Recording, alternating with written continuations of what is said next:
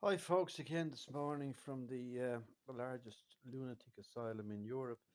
Just a brief rant about a few bits and pieces. I just saw on the web a recent post. A shop in Mount Mellick, I think, or Laois, County Laois somewhere, had just closed up business with an ESB bill of 10,000 K, which they were not able to pay.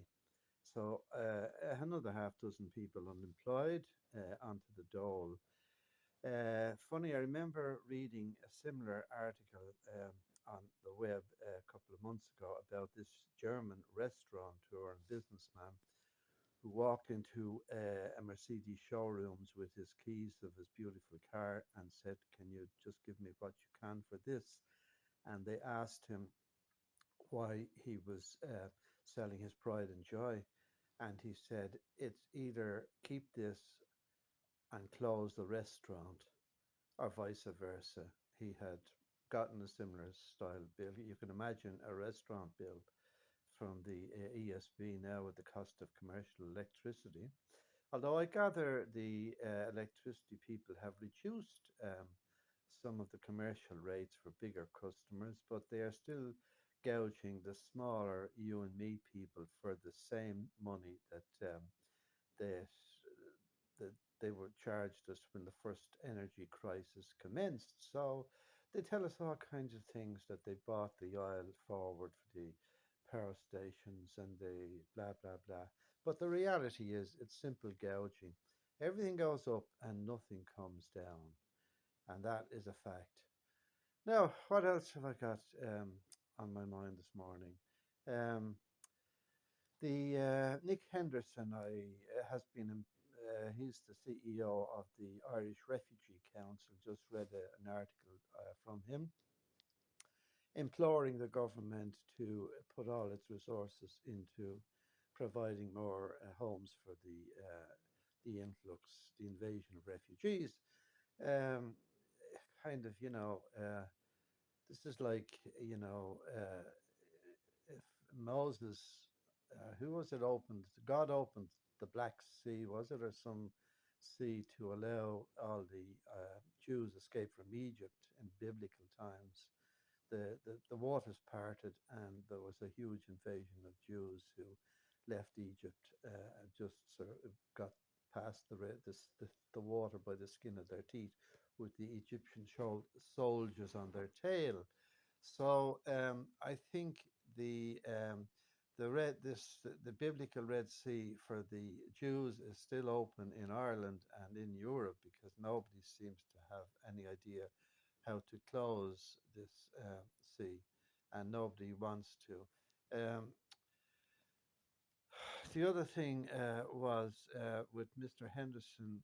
I sent him a letter, an email, when I read the thing, and I said, "Dear Mr. Henderson, will you please implore the Irish government now to place all their resources into providing staff to fast track the processing of the thousands of illegal migrants who are arriving here by plane every month without papers, in contrast to the poor wretches who are drowning in the Mediterranean this week and every week of the year, trying to get across in that way."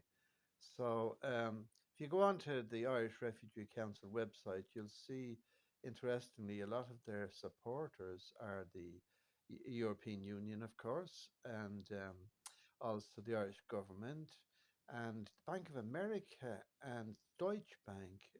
Now, these are two pretty dodgy banks. I think they were bailed out in recent times. But anyhow, he's got a weird bunch of contributors, and a goodly bunch, and it's probably just small fry to toss him 50,000 to keep his him in cigars and his salary as it is, and he utters a few words from the pulpit every week to the government. But I think it's falling on deaf ears now, and 3 more weeks will tell when all the people are made homeless from their uh,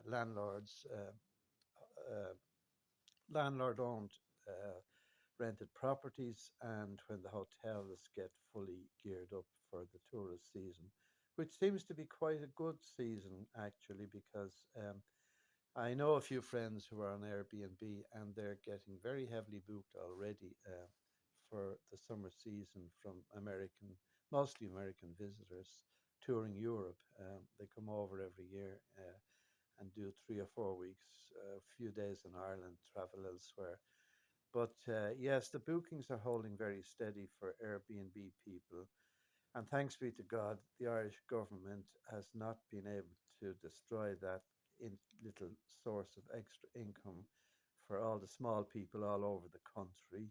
Because, as you may or may not know, the European Union, for some reason, has stepped in and are examining the legality of trying to close off the extra pin money that all the ordinary people all over the country earn every summer from the tourist season. There's a lot of new hotels being built also, and maybe that's the reason. The government only wants big business to thrive. They get deals from everywhere. I'm sure even the American multinationals get deals on their electricity big time. You and I, we pay a premium price for it, but that's the way of the world. The small guys crushed, the big guys survive. And but that said, there's something happening here. Intel, I've asked 3,000 staff here in Ireland to take a holiday for a couple of months, unpaid leave.